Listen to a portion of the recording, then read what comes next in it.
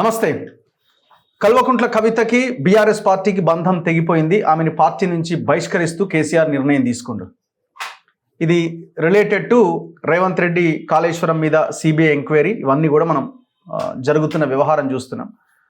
ఏం జరుగుతున్నది మాట్లాడదాం. నా ముందు తెలంగాణ విఠల్ గారు ఉన్నారు, తెలంగాణ ఉద్యమకారుడు.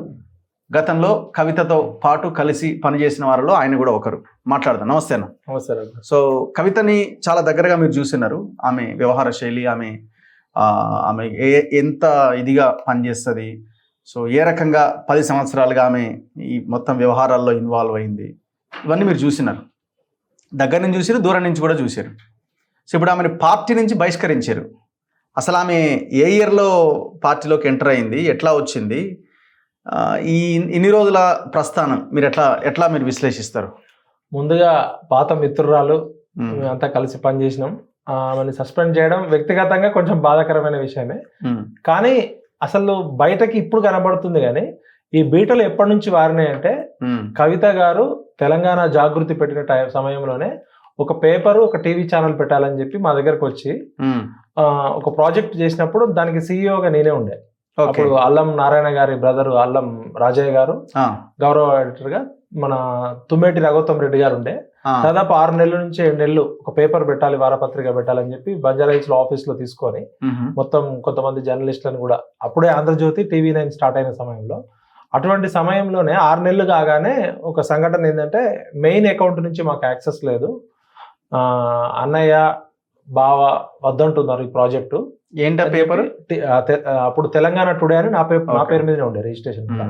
మేము ఇంకా 2-3 టైటిల్స్ కూడా అప్లై చేసినాం. తెలంగాణ టుడేకి మాకు వీక్లీకి పర్మిషన్ కూడా వచ్చింది. టీవీ ఛానల్ కూడా అనుకున్నాము. ఫండ్స్ మొబిలైజేషన్ వాళ్ళు ఉన్నారు, నేనేమో ఎడిటోరియల్ జర్నలిస్టులు ఆ పనుల్లో ఉండే. రఘోత్తమ్ రెడ్డి గారు ఫుల్ టైం ఎడిటర్ ఉండే, అల్లం రాజయ్య గారు మాకు అడ్వైజర్ ఉండే, స్కై బాబా గారు కూడా ఉండే కొన్ని రోజులు. అట్లనే డక్కన్ క్రానికల్ శ్రీనివాస్ గానీ కొంతమంది యంగ్ జర్నలిస్టులు ఉండే.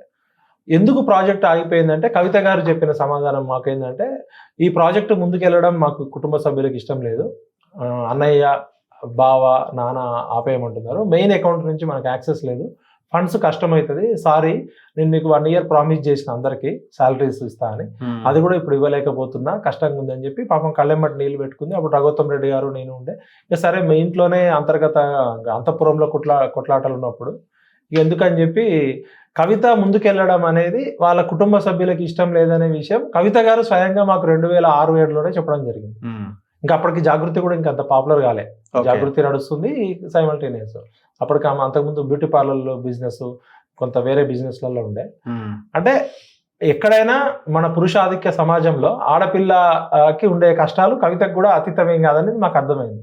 అప్పుడు రఘోత్తమ్ రెడ్డి గారు ఏమన్నారంటే, మరి ఎందుకు అమ్మాయిగా ఇంత ఇబ్బంది పెట్టి ముందుకెళ్ళడము, మనం జర్నలిస్టులకు అందరికి సమాధానం చెప్దామని చెప్పి ఆయన పేమెంట్ కూడా ఏం తీసుకోలేదు పాపం. శాలరీ కూడా నాకు కూడా అప్పటికి 6 నెలల శాలరీ రావాలి, నేను కూడా ఏం తీసుకోలేదు. 6 నెలల శాలరీ అంటే కవిత గారి దగ్గర అప్పుడు డబ్బులు లేవు.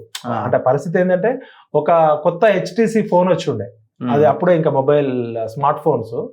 ఆ HTC ఫోను కొనుక్కొని ఉంచుకోవాలా, నాకు ఉండాలంటే నా దగ్గర కాంటాక్ట్స్ ఎక్కువ ఉంటాయి జర్నలిస్ట్ కాబట్టి నువ్వే ఉంచుకో, ఆ ఫోన్ కోసం కూడా 1 month వెయిట్ చేసిన పరిస్థితి ఉండే.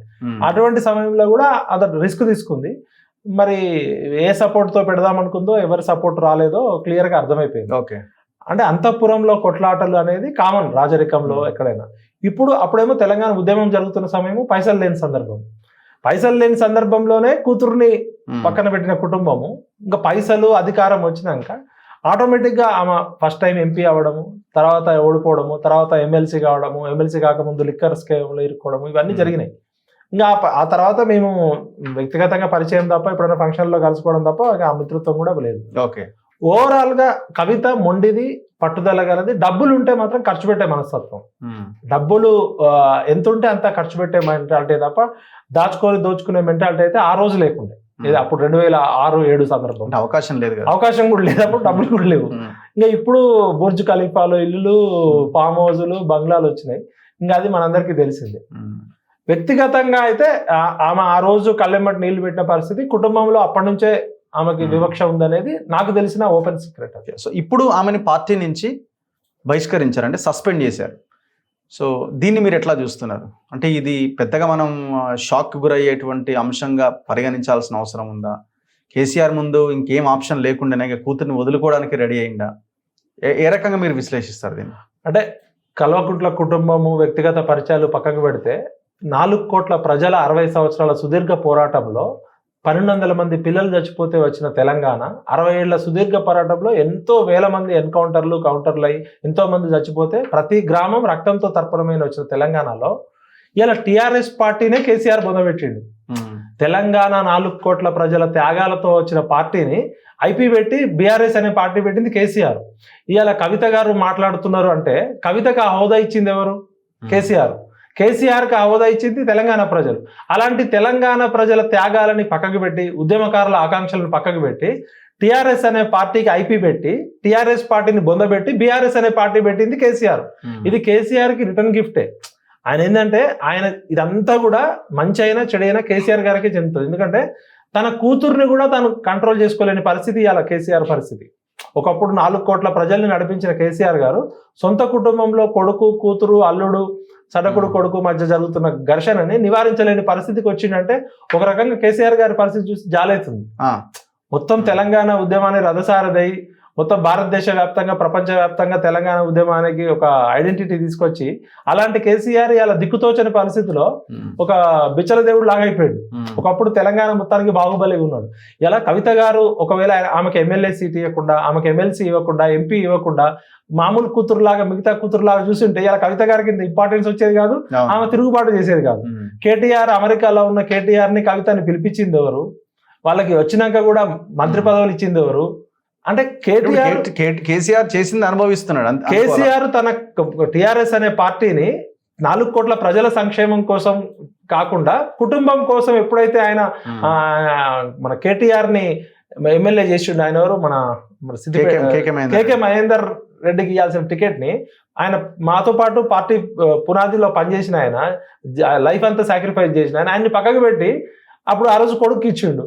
తర్వాత కూతురు ఎంపీ అయింది, అల్లుడు ఎమ్మెల్యే కాకుండా మినిస్టర్ అయిండు, హరీష్ అంటే పార్టీలో ఉన్నాడు, సటకుడు కొడుకు రాజ్యసభ అయిండు. ఆయన చేసిన కాంట్రిబ్యూట్ ఏంటి సంతోషరావు అంటే మొత్తం తన చుట్టూ తన కుటుంబ పరివారాన్ని పెట్టుకొని ఇలా అంతఃపురంలో కొట్లాటలకి ఇలా కవితకి ఇంత వాల్యూ తీసుకొచ్చింది. కవిత ఎవరు? కేసీఆర్ గారి కూతురు అనే కదా వచ్చింది. ఇలా అదే కేసీఆర్ కూతురు కేసీఆర్ చేసిన తప్పులు ఎత్తి చూపిస్తుంది. అంటే కర్మ అనేది ఎవరినైనా వెంటాడుతుంది అన్నట్టు కేసీఆర్ గారు తెలంగాణ ఉద్యమకారులకి, తెలంగాణ అమరవీరుల కుటుంబాలకి చేసిన ద్రోహము ఇంకా ముందు ముందు చాలా ఉంటాయి. రిటర్న్ గిఫ్ట్ కర్మ ఎవరిని వదిలిపెట్టదు. ఇప్పుడు కవిత కేసీఆర్ ని పొగుడుతున్నట్టుగానే ఉంది కదా. ఇప్పుడు మా నాన్న తప్పులేదు కానీ హరీష్ రావుదో ఇంకోటిదో తప్పు ఉందని చెప్పే ప్రయత్నం చేస్తుంది కదా. ఇప్పుడు బిట్వీన్ ద లైన్స్ ఎవరి నాన్న వాళ్ళ గొప్ప. ఇదే కేసీఆర్ ని తెలంగాణ ప్రజలంతా ఒక బాల్ దాకరే లాగా, ఒక తెలంగాణ గాంధీ లాగా చూసిన సందర్భం నుంచి కచరా పాలన, కల్వకుంట్ల కేసీఆర్ ని ఎంత ట్రోల్ చేసినా అంత చేసి ఇంటికి పంపించారు. ఎందుకు? ఇలా కేసీఆర్ గారు ఫామ్ హౌస్ లో కూర్చోవాల్సిన పరిస్థితి ఎందుకు తీసుకొచ్చారు? ఆయన చేసిన నిర్ణయాలే కదా. 2 సార్లు అధికారం ఇస్తే ధనిక రాష్ట్రమైన తెలంగాణని అప్పుల కుప్ప చేసి, అంగన్వాడీ గుడ్లకి డబ్బులు లేకుండా చేసి, నెల ఫస్ట్ తారీఖు జీతాలు ఇవ్వాల్సిన పరిస్థితి నుంచి నెలలో ఎప్పుడు వస్తాయో జీతాలు తెలియని పరిస్థితికి వచ్చింది. 1200 మంది అమరవీరుల కుటుంబాలకి న్యాయం చేయలే, ఉద్యమకారులకి న్యాయం చేయలే, పార్టీ కోసం పనిచేసిన వాళ్ళందరూ నిలగొట్టిండు. ఇప్పుడు కవిత గారిని సస్పెండ్ చేశారు, ఆయన డిస్మిస్ చేయలే. మరి ఆలయ నరేంద్ర గారిని బర్తరఫ్ చేశారు. ఆలయ నరేంద్ర గారు చేసిన తప్పేందో చెప్పలే. ఈటల రాజేందర్ గారిని బర్తరఫ్ చేశారు, రవీంద్ర నాయక్ గారిని బర్తరఫ్ చేశారు, విజయశాంతి గారిని తొలగించారు. ఇట్లా ఎంతమంది కష్టాన్ని వాళ్ళందరినీ బర్తరఫే చేసిండు కదా. మరి అలా సొంత కూతురు కాబట్టి సస్పెండ్ చేశారు. రాజకీయ పార్టీల్లో సస్పెండ్ చేయడం అనేది కామన్, మళ్ళీ తీసుకోవడం అనేది కూడా కామన్. ఏది ఏమైనా కూడా కేసీఆర్ గారు తాను తవ్వుకున్న బొందలో తానే పడ్డాడు. ఇప్పుడు నీవు నేర్పిన విద్య నీరజాక్ష అన్నట్టు కేసీఆర్ బుద్ధిలో కేసీఆర్ కూతురుకైనా కొడుకైనా వస్తాయి. ఇలా కవిత గారికి ఆ పోరాట పటిమ, ఆ ధైర్యం, తండ్రి మీద తిరుగుబాటు, ఆమె ఏమంటుంది? మా నాన్న దేవుడు చుట్టూ దయ్యాలు ఉన్నాయని స్టార్ట్ చేసింది. కరెక్ట్ 100 రోజులు వెనక్కి వెళ్తే ఆమె ఫస్ట్ అమెరికా నుంచి అంతకుముందు వచ్చినప్పుడు మా నాన్నకి నేను రాసిన వ్యక్తిగత లెటరు లీక్ అయింది. ఆ లీకు వీరులు ఎవరు, గ్రీకు వీరులు ఎవరు అన్నది. లీకు వీరులు ఎవరో బయట పెట్టమంటే గ్రీకు వీరులు ఎందుకు మాట్లాడుతున్నారు అన్నది. అంటే ఫస్ట్ కేటీఆర్ ని టార్గెట్ చేసింది, గ్రీకు వీరులు అని టార్గెట్ చేసి కేటీఆర్ తో స్టార్ట్ చేసింది, డైరెక్ట్ చెప్పకపోయినా కూడా. మరి చుట్టూ దయ్యాలు ఉన్నాయి అన్నది. హరీష్ రావు దయ్యమా, కేటీఆర్ దయ్యమా, సంతోష్ రావు దయ్యమా? వాళ్ళే కదా ఉండేది.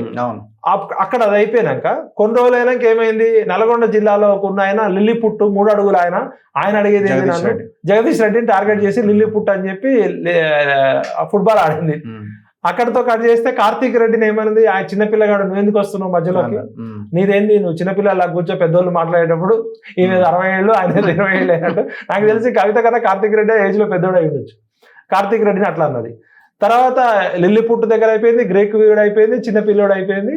మళ్ళీ America trip, second America trip రాగానే ఇక్కడ యాదృచ్ఛికం చూడండి, అర్ధరాత్రి 2 గంటల వరకు అసెంబ్లీ నడుస్తుంటది.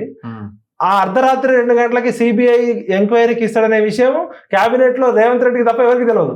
రేవంత్ రెడ్డి గారు సిబిఐకి ఇస్తున్నా అని చెప్పగానే ఉత్తమ్ కుమార్ రెడ్డి మిగతా వాళ్ళంతా ఇట్లా బిత్తరపై చూస్తుంటారు. అలాంటిది మీరు చూడండి ఒక్కసారి రేవంత్ రెడ్డి గారు నేను సెంట్రల్ బ్యూరో ఆఫ్ ఇన్వెస్టిగేషన్ అంటే ప్రపంచంలో ఫస్ట్ టైం సిబిఐ అనే పదం రేవంత్ రెడ్డి గారు పలుకుతున్నారు. అత్యంత నిష్పాక్షికత, ఎటువంటి తారతమ్యాలు లేకుండా నిజాయితీ గల సంస్థకి ఇస్తున్నా నేను సెంట్రల్ బ్యూరో ఆఫ్ ఇన్వెస్టిగేషన్, ఆ స్థాయిలో వైబ్రేషన్ చెప్పిండు. ఒక 15 రోజుల క్రితం నుంచి తీస్తే సిబిఐ అనేది రాహుల్ గాంధీ తిడతాడు, పొద్దున్న లేస్తే అందరు తిడతారు కదా, ఏమంటారు ED, CBI, income tax, vigilance commission, ఇవన్నీ కూడా ప్రతిపక్ష నాయకుల మీద వాడతారు. బీజేపీ మోదీ జేబు సంస్థలు, ఈడీ, సిబిఐ ఇవన్నీ రాహుల్ గాంధీ నుంచి రేవంత్ రెడ్డి వరకు అంటారు. మరి ఇంత తక్కువ కాలంలో 10-15 రోజుల క్రితం రేవంత్ రెడ్డి గారు సిబిఐ పట్ల మాట్లాడిన దానికి అసెంబ్లీలో ఈ 15 అనేది ఏంది అంటే రేవంత్ రెడ్డి ఉన్నాడు దీని స్టేట్మెంట్స్ వెనకాల, సింపుల్ కామన్ సెన్స్. ఇప్పుడు ఆమె ఏమంటుంది, హరీష్ వెనకాల, సంతోష్ వెనకాల రేవంత్ రెడ్డి ఉన్నాడని ఆమె అంటుంది. మీరు సీన్ కట్ చేస్తే చూడండి, అక్కడ ఆమె అమెరికా నుంచి దిగడము, ఈయన అర్ధరాత్రి 2 గంటలకి సిబిఐ ఎంక్వైరీ చేయడం. ఎవరైనా ఆమె ఎందుకు వెళ్ళింది అమెరికా, తన చిన్న కొడుకు గ్రాడ్యుయేషన్ కోసం వెళ్ళింది. అమెరికా నుంచి రాగానే అసలు ఇక్కడ నేను ఇన్ని రోజులు లేను, ఒక 10-15 రోజులు, అసలు ఏమైంది మంచి చెడు ఆలోచించి ఒక రోజు గ్యాప్ తీసుకొని ప్రెస్ మీట్ పెడతారు. ఆమె దిగడం అర్ధరాత్రి ఈయన ప్రకటించిండో లేదో ఆమె వెంబటే ప్రెస్ మీట్ పెట్టడము. మొన్నటిదాకా ఏమన్నారు, యాదృచ్ఛికం కావచ్చు, స్క్రిప్టెడ్ కూడా కావచ్చు, మ్యానిపులేషన్ కూడా కావచ్చు. నేను ఏమంటున్నా అంటే టీవీ చూసే ఒక మామూలు ప్రేక్షకుడుగా ఎవరైనా జనరల్ గా అమెరికా నుంచి రాగానే కొంత లోకల్ స్థానిక ఏం జరిగింది 15 రోజులు, ఏ విషయం మీద కేసు అన్నప్పుడు ఆమె కొంచెం ఎక్కువ ఎమోషన్ అయిందేమో, ఓకే అది కూడా జెన్యూన్ అనుకుంటే, ఈ కేటీఆర్ ఏమంటాడు, మా టిఆర్ఎస్ పార్టీలో కూడా కోవర్టులు ఉన్నారు, ఆ కోవర్టులు ఎవరో కాదు మా కుటుంబ సభ్యులే ఉన్నారని ఇండైరెక్ట్ గా కవిత వెనకాల రేవంత్ రెడ్డి ఉన్నాడు అనే విషయం కేటీఆర్ ఇండైరెక్ట్ గా చెప్తానే ఉన్నారు. టిఆర్ఎస్ వాళ్ళు ఆఫ్ ద రికార్డ్ చెప్తానే ఉన్నారు. ఈమె ఏమంటది, అసలు సంతోష్ రావు వెనక happy Rao and Harish Rao వెనక రేవంత్ రెడ్డి ఉన్నారు అంటారు. అంటే ఎంతమంది రేవంత్ రెడ్డి ఉన్నాడు, మన అమెరికా ప్రెసిడెంట్లు కనుక డూపులు ఉంటారు కదా, 1, 2, 3 అట్లా కవిత వెనకాల ఒక రేవంత్ రెడ్డి ఉన్నాడు, హరీష్ రావు వెనకాల ఒక రేవంత్ రెడ్డి ఉన్నాడు, సంతోష్ రావు వెనకాల రేవంత్ రెడ్డి ఉన్నాడు. అంటే రేవంత్ రెడ్డే పై చేయి సాధించిండ ఈ పొలిటికల్ గేమ్ లో. మరి కేసీఆర్ ఏం చేస్తుండే, బిత్తరపోయి బిచ్చల దేవుడు అయినా. కేసీఆర్ అనేట ఆయన అపర చాణక్యుడు కదా, 80,000 పుస్తకాలు చదివిన మేధావి, నదులకి నడక నేర్పించి మోటార్లకి ఈత నేర్పించిన ఆయన ఏం చేస్తుండు మరి? కేసీఆర్ వీళ్ళంతా ఆయన చాలా గొప్ప ఇదిగా చూసి, ఇప్పుడు దేవుడి చుట్టూ దయ్యాలుంటే దేవుడు ఏం చేస్తుండు మరి? దయ్యాలని పారదోలాలి, లేకపోతే బట్టి సీసాలో బంధించాలి కదా, లేకపోతే దయ్యాలతోటి ఏమన్నా మ్యాచ్ ఫిక్సింగ్ చేసి. పొలిటికల్ స్ట్రాటజీలో రేవంత్ ఎక్కడో దగ్గర ఉన్నాడు అని మీరు అనుకుంటున్నారా? సరే, అది ఇటు వెనకాలండా అటు వెనకాలండా ఎవరి వెనకాల ఉన్నాడు, లేదు జరుగుతున్న పరిణామాలను చూసి ఎంజాయ్ చేస్తున్న వ్యక్తిగానే ఉన్నాడా? అంటే ఇప్పుడు జనరల్ గా వ్యవహారాలకు కారణం అవుతున్నాడా, లేకపోతే ఇప్పుడు కెపాసిటీ రెస్పెక్ట్స్ కెపాసిటీ అంటారు. అంతకుముందు మనం చంద్రబాబు నాయుడుతో పెట్టుకోలేము, ఆయన 30 years ఇండస్ట్రీ ఏదైనా చేస్తాడు అనేటోళ్ళు. తర్వాత కేసీఆర్ని ఎదుర్కోలేము, కేసీఆర్ మామూలు కాదంటారు. ఇప్పుడు ఈ వైకుంఠ పాలి ఆటలో రేవంత్ రెడ్డి పై చేసి సాధించినట్టు అనిపిస్తుంది నెంబర్ గేమ్ లో కానీ ఈ రాజకీయ ఎత్తుగడలు. ఎందుకంటే అందరి వెనకాల రేవంత్ రెడ్డి ఉన్నాడు అంటున్నారు, మరి ఎవరి వెనకాల కేసీఆర్ ఉన్నాడు అనట్లే. అంటే కేసీఆర్ ఎక్స్పైరీ అయిపోయిన టాబ్లెట్ వార్తల్లో ఈయన కనబడుతున్నాడు, ప్రతి ఒక్కరు వెనకాల షాడోగా ఈయనే ఉన్నారు అంటున్నారు. ఒకవైపు కాంగ్రెస్ వాళ్ళు ఏమంటారు, బీజేపీ అమిత్ షాకి క్లోజ్ ఉన్నాడు, ఆయనే చేపిస్తున్నాడు, ఇది సిబిఐ కేసు అంటారు. ఒక్కటి ఏంటంటే తాత్కాలికంగా రేవంత్ రెడ్డి గారు రాజకీయంగా పై చేయి సాధించినప్పటికి కూడా తెలంగాణ ప్రజలు కోరుకుంది ఏంది, కేసీఆర్ అనేటోడు విలను తెలంగాణ ప్రజల ఆశలను వమ్ము చేసి 1200 మందిని చంపి తెలంగాణ పేరుతో కుటుంబాన్ని నియంతృత్వ పాలన తీసుకొచ్చిండు, లక్షల కోట్లు దోచుకోవడానికి ఫామ్ హౌస్ కు పంపించారు. కేసీఆర్ ని ఎప్పుడు జైల్లో వేస్తావా అని రేవంత్ రెడ్డిని హీరో లాగా చూసిండు. ఇప్పుడు సినిమాలో విలను హీరో ఉంటే ఎలక్షన్స్ కి ముందు కేసీఆర్ పెద్ద హీరో లాగా కనబడ్డాడు, కానీ రేవంత్ రెడ్డి అనే టైం వచ్చి లేదు వీడు అసలు హీరో కాదు, విలను, పెద్ద విలను, తెలంగాణ ప్రజల్ని దోచుకున్న దొంగ అని చెప్పి నమ్మించిండు. రేవంత్ రెడ్డి అనేటోడు పెద్ద హీరో అయిండు, కేసీఆర్ అనేటోడు విలన్ అయిండు. మరి సినిమా క్లైమాక్స్ లో ఏం చూస్తారు ప్రజలు? ఇంటర్వెల్ తర్వాత అయినా కూడా అరే ఎప్పుడు అరెస్ట్ చేస్తాడు, ఎప్పుడు జైలుకు పంపిస్తాడు, పాస్పోర్ట్ కేసు ఏమైంది, సహారా కేసు ఏమైంది, ఫోన్ ట్యాపింగ్ కేసు ఏమైంది, గొర్రెల స్కామ్ ఏమైంది, ఇట్లా వందల కొద్ది స్కామ్లు ఉన్నాయి. ఏ స్కామ్ లో ఎప్పుడు అరెస్ట్ చేస్తాడని ఎదురు చూస్తుంటే రేవంత్ రెడ్డి గారు 2 సంవత్సరాల తర్వాత ఒక పీసీ ఘోష్ కమిషన్ వచ్చిన తర్వాత అకస్మాత్తుగా కాంగ్రెస్ కేబినెట్ సభ్యులే ఆశ్చర్యపోయేలా సిబిఐకి అప్పచెప్పాడు. మరి ఇదేదో పని 2 సంవత్సరాల క్రితం చేస్తుంటే రేవంత్ రెడ్డి ఇమేజ్ ఇంకా బాగా పెరిగేది. ఇప్పుడు ప్రతి పాలిటిక్స్ లో తెర వెనుక ఏం జరుగుతున్నాయి, తెర ముందు ఏం కనబడుతుంది అనేది ఇంపార్టెంట్. ఇలా ఏ రాజకీయ నాయకుడిని కూడా నిజాయితీ పడని చెప్పే పరిస్థితి లేదు. ప్రతి నాయకుడు వెనకాల మ్యాచ్ ఫిక్సింగ్ ఉంది. ఇలా 3 పార్టీలు కూడా కలిసి ప్రజల్ని చీట్ చేస్తున్నాయి అనేది మా వాదన. ఇప్పుడు సిబిఐకి అప్పగించడాన్ని ఎట్లా చూస్తున్నారు మీరు? అంటే ఇది రైట్ పాయింట్ కిందనే లెక్క కడుతుంది. ఇప్పుడు ఆపరేషన్ సక్సెస్ పేషెంట్ డెడ్ లాక్ కాకుండా అసలు ఈ పనేదో ఇప్పుడు పీసీ ఘోష్ కమిషన్ ఉంది. అసలు యాక్చువల్గా ఇవాళ 2 సంవత్సరాల క్రితమే చేయొచ్చు. ఇవాళ హైకోర్టులో కూడా అడ్వకేట్ జనరల్ ఏం చెప్తున్నాడు, నేషనల్ డ్యామ్ సేఫ్టీ అథారిటీ ఇచ్చిన రిపోర్ట్ మీద సిబిఐగా అంటున్నాడు.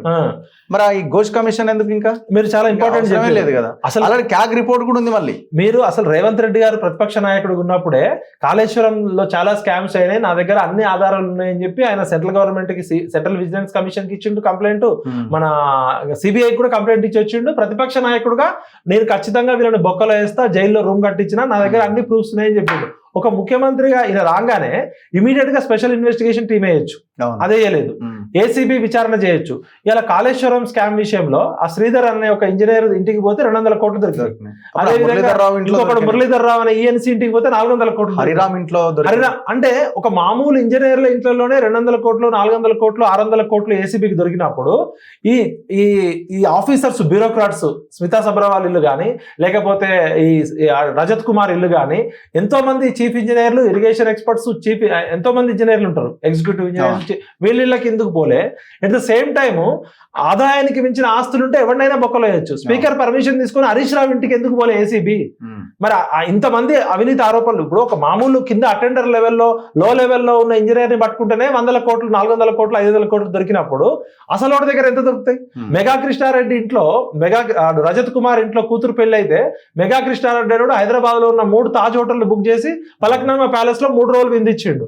ఒక ప్లేట్ 30,000, 20,000 విందిచ్చిండు. అంటే ఇప్పుడు బంతి ఇటు నుంచి బీజేపీ కోర్టులో తన్నినట్టు అనిపిస్తున్నదా? అదేమైనా స్ట్రాటజీ ఏమైనా ఉండొచ్చా? ఇది క్లియర్ సార్. ఇప్పుడు ఇవాళ భారతదేశంలో ఒకటే నడుస్తుంది, మోడీ, అమిత్ షా నడుస్తుంది. పేరుకు ప్రభుత్వాలు మారుతున్నాయి, పార్టీలు మారుతున్నాయి, కానీ ఇలా మోడీ, అమిత్ షా గట్టిగా స్విచ్ నొక్కితే రిమోట్ ఏ పార్టీలో అయినా బల్బ్ వెలుగుతుంది, బల్బ్ ఆరిపోతుంది. నిన్న కాక మొన్న డీకే శివకుమార్ RSS పాట పాడిండు, చూసినామా లేదా మనం? డీకే శివకుమార్ ఎప్పుడు బీజేపీలోకి పోతాడని కాంగ్రెస్ వాళ్ళు కూడా భయపడుతున్నారు. అస్సాం సీఎం కాంగ్రెస్ పార్టీలో ఉన్న హేమంత్ బిశ్వాస్ వచ్చి బీజేపీలో చూస్తున్నాడు. ఇవాళ మమతా బెనర్జీ అంతా టైట్ ఫైట్ చేసినామా దెబ్బకి అన్ని మూసుకొని కూర్చొని ఉంది.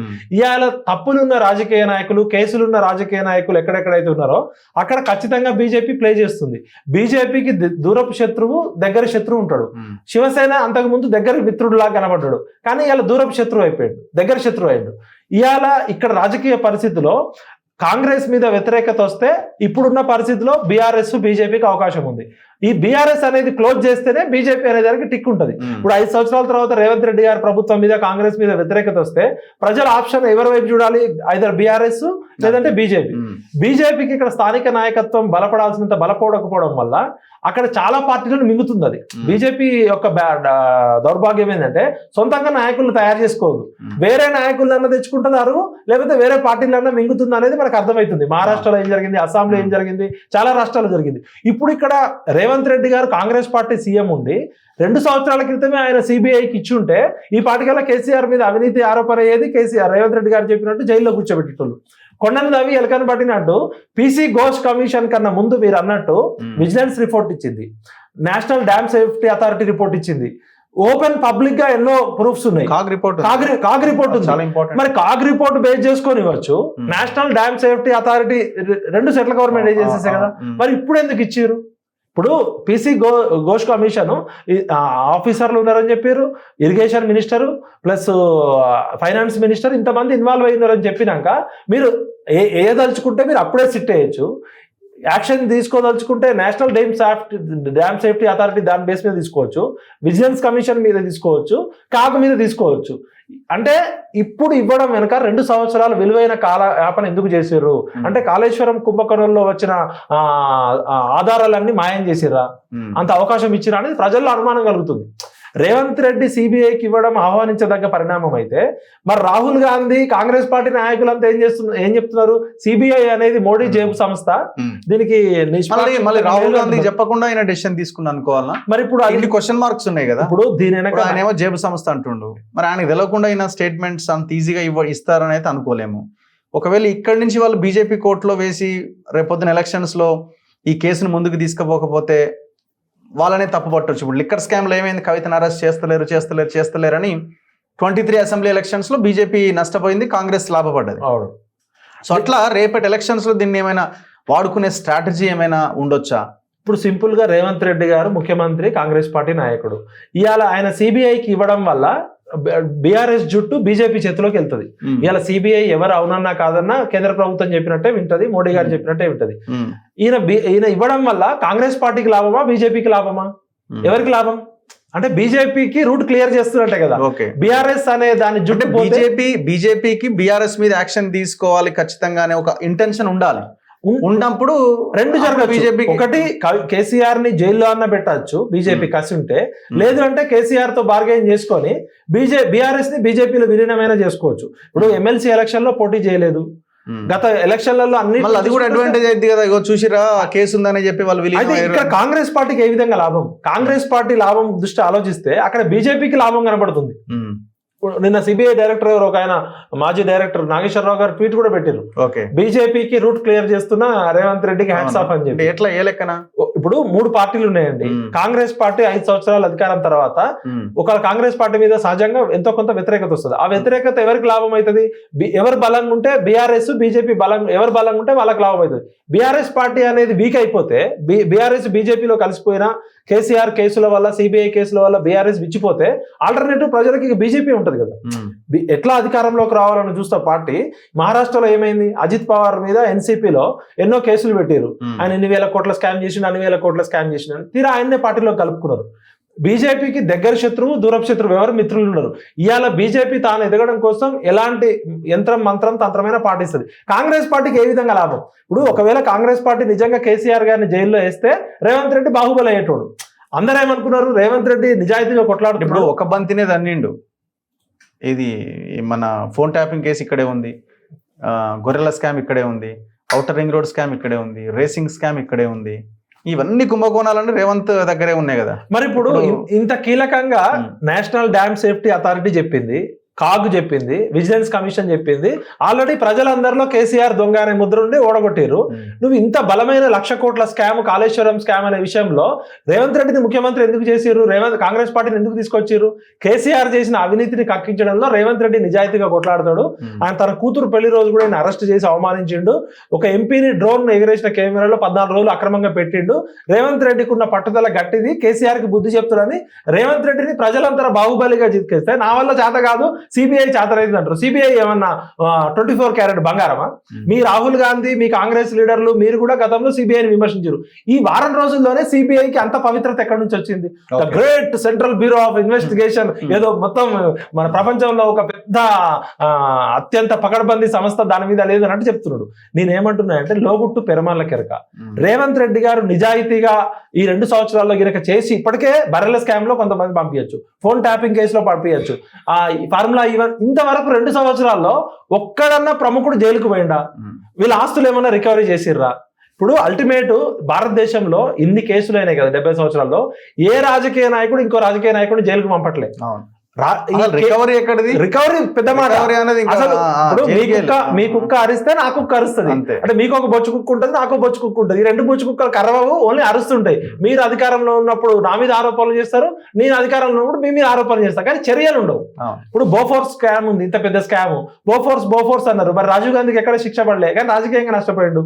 ఇలా మోడీ గారు ప్రధానమంత్రి కావడానికి 2G స్కామ్, 3G స్కామ్, ఇన్ని స్కామ్లు అన్నారు. మరి ఎంతమంది కాంగ్రెస్ లీడర్లకి శిక్షలు పడ్డాయి?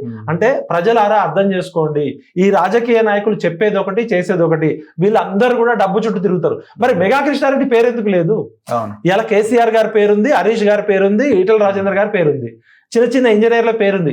అసలు ఒక 20 సంవత్సరాల క్రితం డ్రైనేజ్ కాలువలు తీసి చిన్న చిన్న వ్యాపారాలు చేసుకునే ఒక కాంట్రాక్టర్ ప్రపంచ కోటీశ్వర్ల జాబితాలోకి వచ్చిన మెగా కృష్ణారెడ్డి పేరు రాదు. అసలు ఇది కాళేశ్వరం రిపోర్ట్ కాదు కదండి. 3 మేడిగడ్డ, అన్నారం, సుందిల్లా. కాళేశ్వరం అనేది 1,00,000 కోట్ల ప్యాకేజీ, 1,00,000 కోట్ల ప్రాజెక్ట్ అయితే వీళ్ళు ఓన్లీ 3 బ్యారేజ్ల గురించే మాట్లాడుతున్నారు. మొత్తం మెగా కృష్ణారెడ్డికి సంబంధించిన పంపులు మురిగిపోయినాయి. చాలా కాంట్రాక్టర్లు దీనిలో 1,00,000 కోట్లు మింగిన అంటున్నారు కదా. ఓన్లీ మీరు మేడిగడ్డ, అన్నారం, సుందిల్లకి ఎందుకు పరిమితమయ్యారు? వాళ్ళు పీసీ ఘోష్కి ఇచ్చిన టర్మ్స్ అండ్ రిఫరెన్స్ లో మొత్తం ఇవ్వాలి కదా, మొత్తం కాళేశ్వరం మీద చేయాలి కదా. ఇలా మీడియా కూడా చాలా మాట్లాడుతుంది. అసలు ఫస్ట్ దొంగ తెలంగాణలో మెయిన్ స్ట్రీమ్ మీడియా. ఏ పేపర్ కూడా ఈ విషయం రాయట్లేదు. కాళేశ్వరం మీద కమిషన్, ఆయన కాళేశ్వరం మీద కమిషన్ కాదు, ఆయన ఓన్లీ 3 బ్యారేజ్ల మీద కమిషన్. ఇప్పుడు సింపుల్ లాజిక్ అండి, అసలు కాళేశ్వరం అనేదే ఒక ఫ్రాడ్, సైకలాజికల్ ఫ్రాడ్. ఎట్లా అంటే ఇప్పుడు ప్రాణహిత చేవెళ్ళ ప్రాజెక్టు ప్రాణహిత దగ్గర కట్టాల్సింది ఆల్రెడీ 11,000 కోట్లు ఖర్చు పెట్టారు. 38,000 కోట్లు అయితే ఆ ప్రాజెక్ట్ అయిపోయేది. ప్రాణహిత దగ్గర అయితే నీళ్లు లేవు, మేడిగడ్డ దగ్గర అయితే నీళ్లు ఉన్నాయని చెప్పి తీసుకొచ్చి చేసారు. మరి నిజంగా ఇవాళ చూస్తే 30,000 కోట్లది 1,00,000 కోట్లకు ఎందుకు పోయింది? ఇవాళ 1,40,000 కోట్లు. ప్రజలారా ఒక్కటే ఆలోచించండి, కామన్ సెన్స్. ప్రాణహిత దగ్గర నిజంగా నీళ్లు లేవా? మేడిగడ్డ దగ్గర నీళ్లు ఉన్నాయా? మొత్తం ఈ కాళేశ్వరం ప్రాజెక్ట్ ఎత్తిపోసిందే, తిప్పి కొడితే 120 టీఎంసీ, 160 టీఎంసీ ఎత్తిపోతలు తిప్పిపోతల పథకమైంది. మొత్తం వాళ్ళు అంచనా వేసిందే 160 టీఎంసీలు. మొన్న ప్రాణహిత దగ్గర 300 టీఎంసీల వరద నీరు వచ్చింది. నీళ్లు లేవంటున్నారు కదా. ఈ కాళేశ్వరం ప్రాజెక్టు వల్ల నీళ్లు వచ్చిన రైతులకు తెలుసు. కానీ ఆదిలాబాద్, ఆసిఫాబాద్, నిర్మల్, మంచిర్యాల 4 జిల్లాలు పూర్తిగా ఎప్పటికీ తలాపున పారుతుంది గోదావరి, తాగడానికి మాత్రం నీళ్లుండవు. కాళేశ్వరం ప్రాజెక్టు రాకుండా ప్రాణహిత వచ్చుంటే ఆ 4 జిల్లాలు దాదాపు 15 నియోజకవర్గాలు సస్యశ్యామలమయ్యి. ఈ ప్రాణహిత నుంచి మేడిగడ్డకు మార్చడం వల్ల ఒకటి వాళ్ళు ఎందుకు మార్చారంటే స్పష్టంగా ఒకటి కాంగ్రెస్ పార్టీ ఆల్రెడీ 11,000 కోట్లు ఖర్చు పెట్టింది, కాంట్రాక్టర్స్ కి అసైన్ చేసింది, ఆల్రెడీ 11,000 కోట్లు ఇచ్చింది, 20,000 కోట్లే. మాకు పేరు రాదు, డబ్బులు రావు. అదే ప్రాణహిత దగ్గర నీళ్ళు లేవని చెప్పి మేడిగడ్డ దగ్గర పెడితే ప్రాజెక్టుకు పేరు వస్తుంది, ప్లస్ డబ్బులు వస్తాయి. 30,000 కోట్ల నుంచి 1,00,000 కోట్ల అంచనాలు పెంచిర్రు. నిజంగా చెప్తున్నా, ఏ ఇంజనీర్ అయినా రండి చర్చకి, అక్కడ 4 జిల్లాల ప్రజలను అడుగుదాం. అక్కడ 300 టీఎంసీల నీళ్లు ఒక్క సంవత్సరంలో సముద్రంలోకి పోయింది. వీళ్ళు మొత్తం ఖర్చు పెట్టి చేసింది 1,00,000 కోట్లు ఖర్చు పెట్టి 100 టీఎంసీలు, 120 టీఎంసీలు. అంటే కేవలం ప్రజలని మోసం చేయడానికి. ఇప్పుడు ఉదాహరణకి ఒక యాపిల్ ఫోన్ కొందామని మనం పోయినామండి, వాడు మంచిగా యాపిల్ ఫోన్ అని సూపర్ అని చెప్పిండు. తీరా ఇంటికి వచ్చి చూసినాక అది చైనా ఫోన్ అని తెలిసింది. అది రిపేర్ చేద్దామని చూస్తే రిపేర్కి ఫోన్ కొన్నది 50,000, రిపేర్కి 20,000 అడుగుతున్నాడు. సేమ్ ఇప్పుడు యాపిల్ ఫోన్ అనుకొని అద్భుతంగా మాటలు చెప్పిన కాళేశ్వరం ప్రాజెక్టు ఇప్పుడు అది రిపేర్ చేద్దామంటే చారాణ మురికికి బారాణ మసాలా అవుతుంది. కరెంటు బిల్లు 10,000 కోట్లు అవుతుంది, వడ్డీలు అవుతున్నాయి, ఆపరేషన్ అండ్ మెయింటెనెన్స్ కాస్ట్ అవుతుంది. ఇప్పుడు అద్భుతమైన ఒక పెయింటింగ్ క్యాన్వాస్ మీద ఒక గొప్ప ప్రపంచంలో ఉన్న పెయింటర్స్ అంతా పిలిచినాం మనం. ఇది ఒక కళాఖండం. ఈ కాన్వాస్ అద్భుతమైన కాన్వాస్, నిజాం కాలంలో ఉంది, ఏకైక కాన్వాస్. దీని మీద పెయింటర్స్ ఏమంటే ఎంఎఫ్ హుస్సేన్ వచ్చిండు, లియాడో వచ్చిండు, పికాసో, అందరు ప్రపంచ చిత్రకారులు వచ్చిండు. మన కేసీఆర్ గారు కూడా వచ్చిండు. నేను అద్భుతంగా పెయింటింగ్ వేస్తాను, నేను లోకల్ వాడిని, తెలంగాణ వాడిని అంటే సరే మనోడు అద్భుతంగా వేస్తున్నాడు కదా అని ఇచ్చినాం. 50 లక్షలు కలర్స్ కి తెప్పించిండు ఫారెన్ నుంచి. తీరా మొత్తం అయిపోయినాక సంవత్సరం తర్వాత చూస్తే ఆడ పెయింటింగ్ ఏమి లేదు, పిచ్చి గీతలు గీసిండు, కాన్వాస్ పాడు చేసిండు. అంటే ఇలా కాళేశ్వరం ప్రాజెక్ట్ అనేది ఒక emotional fraud, Kaleshwaram design fraud. Kaleshwaram అనే పేరు పవిత్రమైన ముక్తేశ్వర స్వామిది. అట్లాంటిది భగవంతుడు పేరు పెట్టి నదులకు నడక నేర్పిన అపర భగీరథుడు మోటార్లకు ఈత నేర్పలేకపోయాడు. బాహుబలి మోటార్లు మునిగిపోయినాయి, అయ్యవాడు పట్టించుకోడు. మెగా కృష్ణారెడ్డి ఎన్ని 100,000 కోట్లు సంపాదించిండు, అదేవాడు పట్టించుకోడు. మరి రేవంత్ రెడ్డి గారికి ఇంత చిత్తశుద్ధి ఉంది కదా, మెగా కృష్ణారెడ్డి పేరు ఎందుకు లేదు దీనిలో? ఓన్లీ అనుకోవడం ఇప్పుడు అందరు కలిసి ఆయన కాపాడుతున్నారు. మరి అది ప్రజలు అన్ని పార్టీలకు ఎలక్టోరల్ బాండ్స్ ఇచ్చిండు, అన్అఫీషియల్ గా కూడా ఎవరికి కావాల్సింది వాళ్ళకి ఇచ్చిండు, మీడియాకి ఇచ్చిండు. ఇప్పుడు కాంగ్రెస్ పార్టీకి 300 కోట్లు ఇచ్చిండు, టీఆర్ఎస్ పార్టీ టీఆర్ఎస్ పార్టీ ఆయనకి అవకాశం ఇచ్చింది, దోచుకునే అవకాశం. బీజేపీకి ఇచ్చిండు, సిపిఐ సిపిఎం అన్ని పార్టీలకు ఇచ్చిండు కదా. ప్రజలారా ఆలోచించండి, కాళేశ్వరం 1,00,000 కోట్ల project major contractor Megha Krishna Reddy. మరి మెగా కృష్ణారెడ్డి కాంట్రాక్టర్కి ఎక్కువ డబ్బులు మిగులుతాయి కదా, కాంట్రాక్టర్ ఇచ్చే పర్సెంటేజ్ కదా పొలిటీషియన్స్ కి. ఇంజనీర్ల దగ్గర 100 కోట్లు ఉంటాయి, పొలిటీషియన్స్ అవినీతి పరులు అంటారు. మెగా కృష్ణారెడ్డి పేరు కాంగ్రెస్ చెప్పదు, బీజేపీ చెప్పదు, టీఆర్ఎస్ చెప్పదు, ఏ పార్టీ చెప్పదు. అంటే ఇది మెగా దోపిడీ. మెగా కృష్ణారెడ్డి ఇంటిని ముట్టడించాలి మనం అంతా. మెగా కృష్ణారెడ్డి భార్య వజ్రాలు పొదిగిన గౌన్లతోటి లక్షల కోట్ల రూపాయలతోటి ప్రపంచ కోటీశ్వర్ల జాబితా. కాళేశ్వరం ప్రాజెక్టు కట్టక ముందు మెగా కృష్ణారెడ్డి ఆస్తి ఎంత, తెలంగాణ గవర్నమెంట్ ఆయనకి 10 సంవత్సరాలు ఎన్ని ప్రాజెక్టులు ఇచ్చింది, దాని మీద వేయాలా. చిన్న చిన్న చేపల్ని పట్టుకొని పెద్ద పెద్ద తిమింగలాన్ని బ్లాక్ మెయిల్ చేస్తున్నారు. ఇప్పుడు కవిత ఒకవేళ పార్టీ పెడితే సక్సెస్ అవుతుంది అని అంటారా? ఇప్పుడు పార్టీ ఎవరైనా పెట్టొచ్చు. ఇప్పుడు ప్రాబ్లం ఏంటంటే డబ్బులు ఇప్పుడు అదే కదా ముందున్న లక్ష్యం అదే. ఇప్పుడు ఆమె తెలంగాణ జాగృతి పెడతదా, తెలంగాణ బహుజన సమితి పెడతదా, లేకపోతే టిఆర్ఎస్ కేసీఆర్ బ్రాకెట్ లో ఇప్పుడు మన వైఎస్ఆర్సీపీ అట్లా లాగా కేసీఆర్ బీఆర్ఎస్ అంటదా, టిఆర్ఎస్ అంటదా తెలియదు. కేసీఆర్ గారు ఏం చేసిండంటే అసలు ప్రజలందరూ కష్టపడి పెట్టిన టిఆర్ఎస్ కి ఐపీ పెట్టి 1500 కోట్లు టిఆర్ఎస్ పార్టీలో ఉన్న డబ్బులు అవి మనందరి తెలంగాణ ప్రజలందరి డబ్బులు, వాటికి ఐపీ పెట్టి బీఆర్ఎస్ అనే చిట్ ఫండ్ కంపెనీ ఫైనాన్స్ ఎత్తేసినట్టు ఎత్తిండు.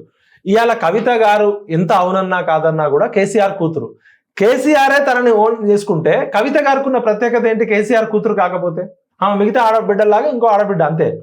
ఇవాళ ఆమెకి ఏమైందంటే భద్రతనా అభద్రతనా, ఆమెది ప్రాబ్లం భద్రత కోసమా అభద్రత కోసమా, లేకపోతే నేనేం తక్కువ కేటీఆర్కి, నేనేం తక్కువ హరీష్కి అని చెప్పి ఆమె కూడా మహిళా సాధికారతలో భాగంగా నేను మహిళనైనంత మాత్రం నన్ను చిన్న చూపు చూస్తారనే బాధ కూడా జెన్యున్ ఉండొచ్చు.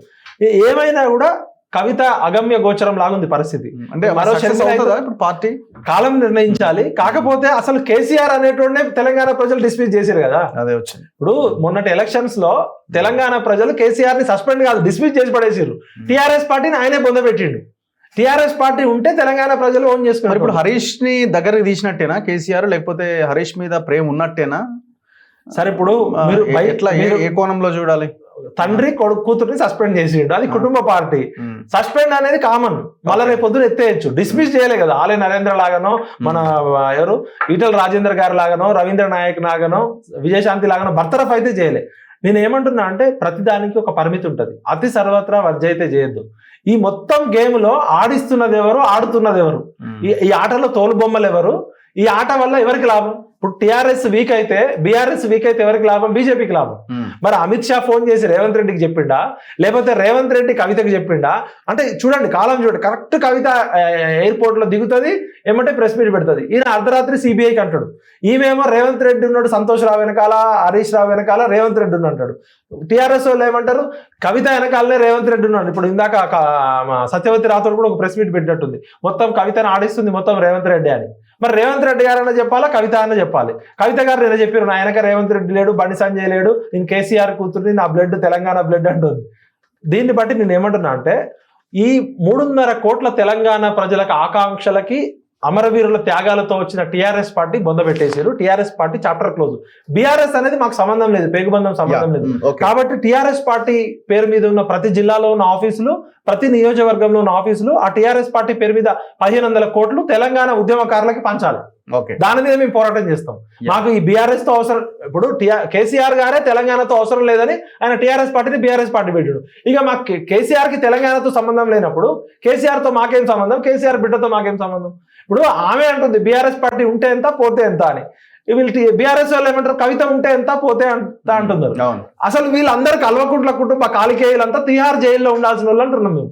ఇప్పుడు ప్రజల సొమ్మును మింగి లక్షల కోట్ల రూపాయలు రబ్బర్ చెప్పులు వేసుకొని వచ్చిన వాళ్ళకి రోల్స్ రాయిస్ కార్లు, తినడానికి తిండి లేని వాళ్ళకి ఫామ్ హౌజులు, విల్లాలు, బూర్జ్ ఖలీఫాలో బంగ్లాలు, ఇవన్నీ ఎక్కడి నుంచి వచ్చినాయి? తెలంగాణ ప్రజలు మిమ్మల్ని నమ్మితే మీరు మోసం చేసి కుటుంబ పాలనతో, నియంతృత్వ పాలనతో ఒక అరాచకం చేసి కచరా పాలన చేసి అప్పులు కుప్ప చేసిరు. వీళ్ళ ఆస్తులు జప్తు చేయాలి. వీళ్ళందరూ ఇవాళ ఎందుకు ఎగురుతున్నారంటే ఇవాళ వేల కోట్ల లక్షల కోట్ల సంపద ఉంది వాళ్ళ దగ్గర. తెలంగాణ ప్రజల రక్తాన్ని దోచుకొని తిన్నారు కాబట్టి ఆ 100 కోట్ల 1000 కోట్లతోటి సంతోష్ రావు తక్కువ లేడు, కేటీఆర్ తక్కువ లేడు, హరీష్ రావు తక్కువ లేడు, కవిత తక్కువ లేడు. వీళ్ళందరి దగ్గర డబ్బులు లేకపోతే పార్టీ పెట్టాలని ఆలోచన ఎందుకు వస్తుంది? ఇప్పుడు కవిత గారు ఏమన్నారు, మా నాన్న 20-40 ఏళ్ళు పాలిటిక్స్ లో ఉండి నా పెళ్లి చేయడానికి కూడా పాపం డబ్బులు లేవు అన్నాడు. ఆ స్థితి నేను కూడా చూసిన. అలాంటి డబ్బులు లేని కుటుంబానికి ఇలా వేల కోట్ల లక్షల కోట్లు ఎక్కడి నుంచి వచ్చినాయి? వీళ్ళు ఏమైనా సాఫ్ట్వేర్ తయారు చేసిరా, రాకెట్లు అమ్మిరా, ఎలాంటి మాస్క్ లాగా చేసిరా? కాబట్టి ప్రజలారా ఆలోచించండి. కల్వకుంట్ల కుటుంబం తెలంగాణ ఉద్యమం ముసుగులో లక్షల కోట్ల ఆస్తులు సంపాదించింది. ఆ డబ్బులు ఎక్కువై బలిసి ఇప్పుడు కొట్టుకుంటున్నారు. వీళ్ళు డబ్బుల బలుపు ఇదంతా. Yeah. అందరి దగ్గర 100 కోట్లు 1000 కోట్లు ఉన్నాయి కాబట్టి కుటుంబ సభ్యుల ప్రేమ అనుబంధాలు కూడా పోయినాయి. ఇప్పుడు అంతఃపురంలో కొట్లాటలు అన్నట్టు బయటికి రావు. ఇప్పుడు అంతఃపురం దగ్గర వాళ్ళు బయట పెట్టుకుంటారు, వాళ్ళే కొట్టుకొని ఓ కవితను ఒక రకంగా అప్రిషియేట్ చేయాలా. అసలు దొంగ బాబా మా హరీష్ రావే దొంగ, ఆయన పట్టుకొని తన్నీరు హరీష్ రావుని తన్నండి అని చెప్తుందామా. కేసీఆర్ దేవుడే, కేసీఆర్ మంచోడే, ఆయనకి ఎటువంటి అవినీతి లేదు, ఆయనకి ఎప్పుడు డబ్బులు రేపు మళ్ళీ కవిత బయట పెడతారు. ఇప్పుడు ఆమె ఏమంటుంది, అసలు దొంగ హరీష్ రావు దొంగ బావ, అసలు దొంగ హరీష్ రావు దొంగ అని చెప్తుంది. మరి రేపు ఆయన మరదల్ని దొంగ అంటాడా ఏదో చెప్పాలి. అసలు మా అన్న సంతోష్ రావు వాడొక్కడే హ్యాపీ ఉన్నాడు, హ్యాపీ రావు, మిగతా ప్రజలందరి దృష్టిలో మా సొంత బిడ్డనైన నా కళ్ళల్లో కూడా కన్నీళ్ళు తెప్పించిండు, వాడు హ్యాపీ రావు గాడని అంటుంది. సంతోష్ రావు హరీష్ రావుతో పాటు ఇంకెంతమంది ఉన్నారు. ఆ దేవుడి చుట్టూ ఉన్న దయ్యాలు ఎవరు, ఈ దయ్యాలకి చింతభరిత పూజ చేయాలా, ఎట్లా ఎలగొట్టాలనేది తెలంగాణ ప్రజలు డిసైడ్ చేయాలి. వీళ్ళందరూ కూడా ఒకే తాను ముక్కలు. తెలంగాణ ప్రజలని నిట్టలిన మోసం చేసి లక్షల కోట్ల రూపాయలు ప్రజల సొమ్ముని అప్పుల పాలు చేసి 1200 మంది పిల్లల్ని చంపిన మర్డరర్స్ వీళ్ళందరి మీద హత్య కేసులు పెట్టాలి. అసలు ఇప్పుడు తెలంగాణ ఉద్యమం ఎవరి కోసం వచ్చింది? కేసీఆర్ కోసము, కవిత కోసము, హరీష్ కోసము, సంతోష్ రావు కోసము, వీళ్ళ కోసమా? వీళ్ళకి ఏమైనా సిగ్గుందా అసలు? ప్రజలు ఇవాళ ఎటువంటి పరిస్థితులలో ఉన్నారు, ఉద్యమకారుల పరిస్థితి ఏంది, అమరవీరుల కుటుంబాల పరిస్థితి ఏంది, నిరుద్యోగులు ఎంతమంది చచ్చిపోయారు అనేది మాట్లాడరు. మొత్తం తెలంగాణ అంతా అగ్గి పెడతామంటారు. అంటే వీళ్ళు ఏమనుకుంటారు, ఝాన్సీ రాని అనుకుంటారా, లేకపోతే భగత్ సింగ్ అనుకుంటున్నారా?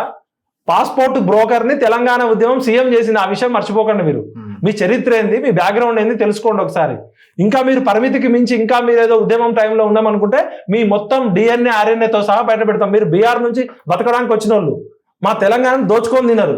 చాలు, ఇక దోచుకున్నది చాలు. మీ బీఆర్ఎస్ వద్దు, మీ టీఆర్ఎస్ వద్దు, మీ కుటుంబమే వద్దు. మీరు అందరు తిహార్ జైల్లో ఉంచాలి. అసలు కేంద్ర ప్రభుత్వం కనుక నిజాయితీగా ఉంటే సహారా స్కామ్ లో కేసీఆర్ ఎప్పుడో బొక్కలోకి పోవాలి, పాస్పోర్ట్ కేసులో ఎప్పుడో బొక్కలోకి పోవాలి. కొత్త కేసులు మరి రేవంత్ రెడ్డి కూడా 2 సంవత్సరాల నుంచి అన్ని మాట్లాడుతున్నాడు కానీ కనీసం ఒక 20 మందిని కూడా పట్టుకోలే కదా. మొత్తం అలీబాబా, అరుణజన్ దొంగలు, మొత్తం వెలమదొరలంతా దోచుకొని తినని గొప్ప గొప్ప మాటలు మాట్లాడు. రేవంత్ రెడ్డి అన్న నువ్వు బాహుబలి అవుతావా బిచ్చల దేవుడు అవుతావా నువ్వే డిసైడ్ చేయాలి. నువ్వు మాటలేమో ప్రతిపక్ష నాయకుడు ఉన్నప్పుడు, PCC ప్రెసిడెంట్ ఉన్నప్పుడు అసలు కేసీఆర్ ని జైల్లో వేయడానికే నేను పుట్టినా అని మాట్లాడినావు. నిన్ను తీసుకుపోయి అంత అవమానం చేసారు అక్రమ కేసులలో పెట్టి. నువ్వు ఇంతవరకు కనీసం ప్రజలందరూ కోరుకుంటున్నారు నువ్వు హీరో అని, నువ్వు చివరికి జోకర్ అయితే అయిందని మాకు. ఇప్పుడు బీజేపీకి హీరో అయ్యే అవకాశం నువ్వు ఎందుకు ఇవ్వాలి? నువ్వు నిజాయితీ ఉండి నీకు చిత్తశుద్ధి ఉంటే కేసీఆర్ ని గల్లబట్టి లోపలేసే దమ్ము ధైర్యం నీకు లేదా?